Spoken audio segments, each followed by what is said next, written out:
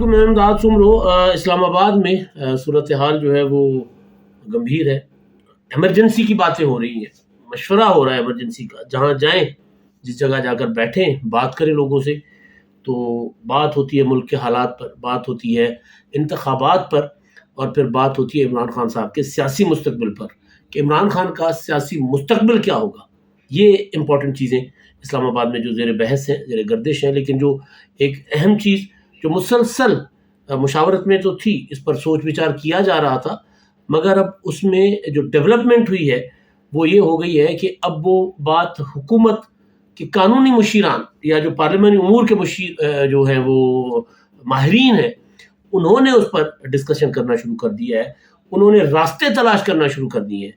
Emergency اگر لگانی پڑی تو کیا کیا قوانین ہیں, کیا کیا کہتے ہیں, کن کن حالات میں ایمرجنسی لگائی جا سکتی ہے. یہ چیزیں جو ہیں ڈسکس میں ہیں. ظاہر ہے جب اس طرح کی چیزیں ڈسکس میں ہوں تو پیچھے کوئی نہ کوئی ذہن جو ہے وہ سوچ رہا ہوتا ہے کہ ایمرجنسی لگانی چاہیے. حالات 9 مئی کے بعد یکسر ڈیفرنٹ ہو گئے. 9 مئی سے پہلے عمران خان صاحب جو ہے وہ قابو میں بھی نہیں آ رہے تھے. یوں لگ رہا تھا کہ ان کی جو چین آف کمانڈ ہے تحریک انصاف کی وہ مضبوط تھی. عمران خان صاحب جو کہتے تھے کارکن پارٹی لیڈران وہ کرنا شروع ہو جاتے تھے. اب وہ جو عمران خان صاحب کی ہے چین آف کمانڈ پارٹی کے اندر, وہ گرپ جو ہے پارٹی کے اندر وہ کمزور ہو گئی ہے. دوسری طرف عمران خان جس کو اپنا مد مقابل سمجھتے ہیں, فوج کی جو کمان ہے, آرمی چیف, وہ اسٹرانگ ہو گئی ہے. پہلے سمجھایا جا رہا تھا, تاثر یہ دیا جا رہا تھا, لوگوں کو بتایا یہ جا رہا تھا کہ جی یہ آرمی چیف جو ہے وہ ان کی تو کوئی سنتا ہی نہیں ہے, وہ تو ایویں بس بیٹھے ہوئے ہیں, ان کی کوئی کور کمانڈر جو ہے وہ ان کے کہنے میں نہیں ہے, کوئی ان کی بات نہیں مانتا, وہ آرمی چیف بس نام کے آرمی چیف ہے. باتیں اس طرح کی نکالی جا رہی ہوتی تھیں. باہر بیٹھے ولاگرز جو ہیں, ملک میں اندر تو بیٹھ کر ظاہر اس طرح کی بات نہیں کرتے, باہر بیٹھے ولاگرز اس طرح کی باتیں پھیلا رہے ہوتے تھے. اپنا کئی اپنا کور کمانڈرز کے ریفرنس دے کر کہا کرتے تھے کہ جناب فلاں نے بات ماننے سے انکار کر دیا, فلاں نے بات ماننے سے انکار کر دیا. یہ تھا یا نہیں تھا؟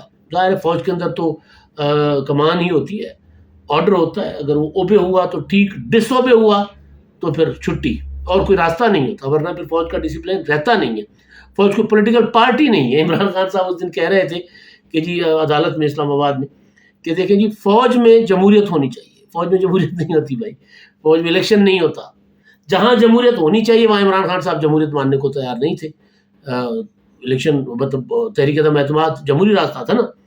تو فوج میں یہ سیاسی انداز نہیں ہوتا کہ جناب اب یہ فیصلہ ہے تو یہ فیصلہ کس کو قبول ہے کس کو نہیں قبول. ہاں یہ ضرور ہوتا ہے, مشاورت ہوتی ہے, ڈیلیبریشنز ہوتی ہوں گی, اور اس کے بعد جو فیصلہ ہو جاتا ہے یا جو آرڈر ہو جاتا ہے, وہ فیصلہ نہیں ہوتا, وہ تو آرڈر ہوتا ہے. جو آرڈر ہو جاتا ہے اس کو پھر سب نے اوبے کرنا ہوتا ہے کہ جی یہ ہے, ایسا نہیں ہوتا. ہاں جو اوبے نہیں کرتا وہ ریزائن کر کے چلا جاتا ہے.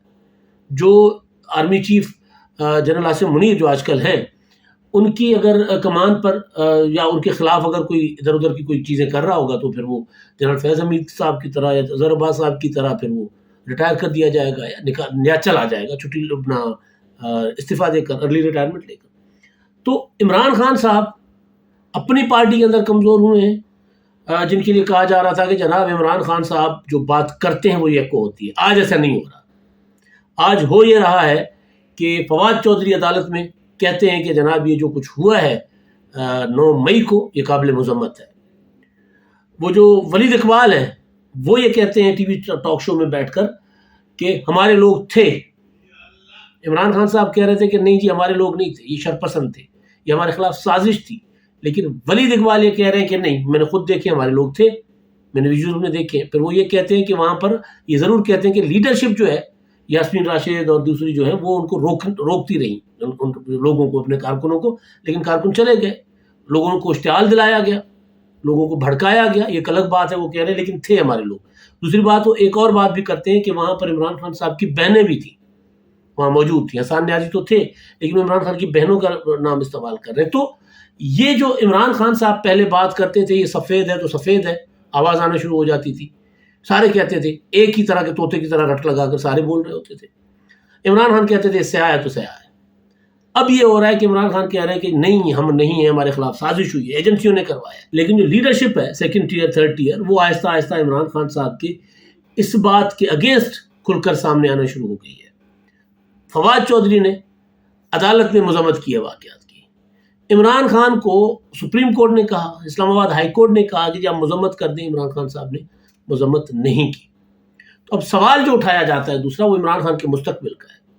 ایک سوال اسلام آباد میں یہ ہے کہ ایمرجنسی، جس کے اوپر ڈسکشن اندر چل رہی ہے، مشاورت چل رہی ہے کہ ایمرجنسی اگر لگانے کی ضرورت پڑی تو کس طرح لگائی جا سکے گی. کیونکہ دوسرا سوال جو انتخابات کا، ایمرجنسی اور انتخابات ایک ساتھ جڑے ہوئے ہیں.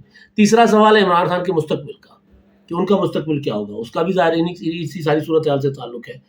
تو ایمرجنسی کے لیے جو ہے وہ حکومت کے قانونی ماہرین جو ہیں وہ انہوں نے کتابیں کھولنا شروع کر دی ہوئی ہیں. پہلے تو تھا نا ڈسکشن ہو رہا تھا، کیونکہ ایمرجنسی کے لیے ایک رکاوٹ صدر بھی ہیں، لیکن حالات ایسے ہوں گے کہ صدر شاید پھر رکاوٹ نہ بن سکے. صدر صاحب کو جن کی وہ سپریم کمانڈر ہے، وہ شاید پھر ظاہر ہے صورتحال کچھ اور ہوگی. تو اب ایمرجنسی لگے گی، ایمرجنسی لگنے کا جو اثر ہوگا وہ جا کر پڑے گا انتخابات پر.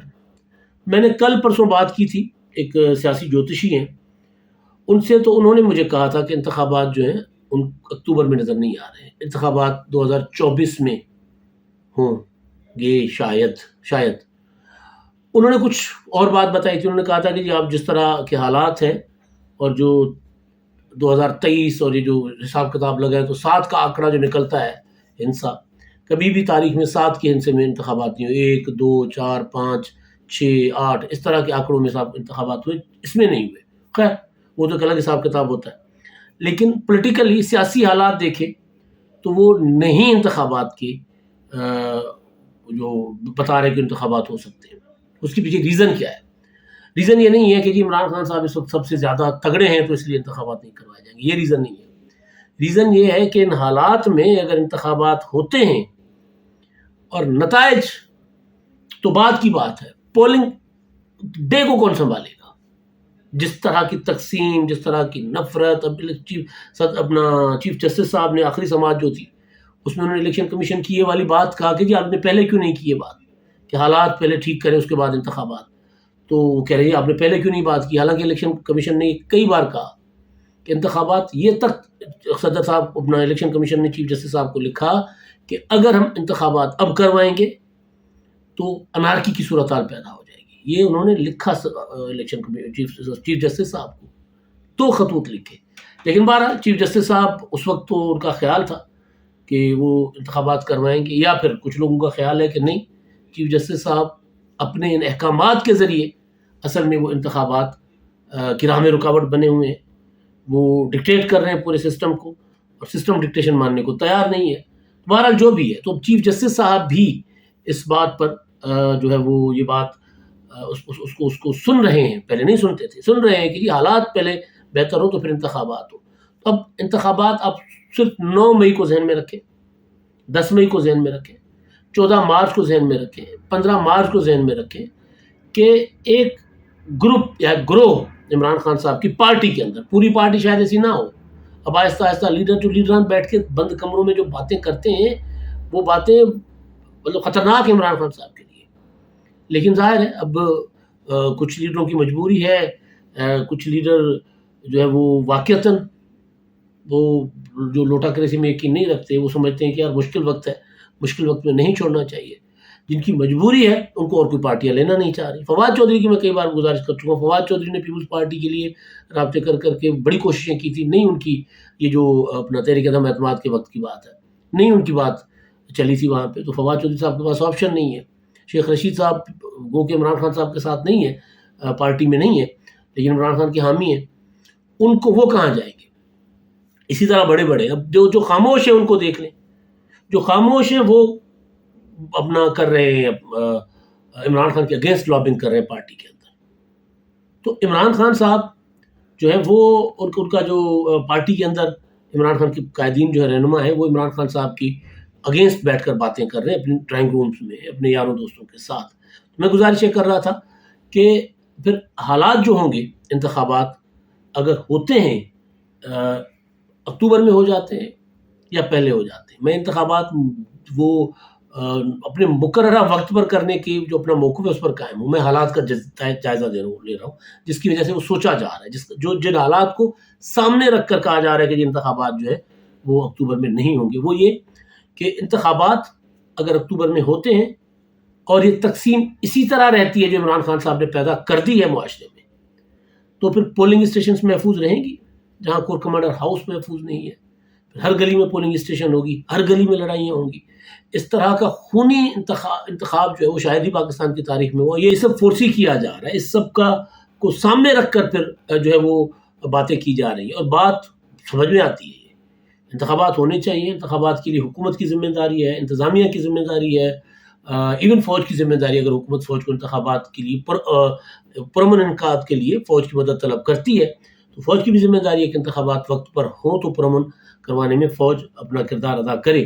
مگر جو اندر بیٹھے لوگ ہیں وہ کہہ رہے ہیں انتخابات اگر ہوئے تو نتائج کوئی نہیں مانے گا, اور خاص طور پر عمران خان نہیں مانیں گے. عمران خان اگر انتخابات کے نتائج فرض کر لیں عمران خان اپنا سنگل لارجسٹ جماعت کے طور پر جیت کر بھی آتے ہیں, وہ تو یہ سمجھ رہے ہیں کہ بھائی 272 سے 272 سیٹیں میری ہیں, سارے کا سارا قومی اسمبلی کا ایوان میرا ہے, یہاں اور کوئی تو ہے ہی نہیں.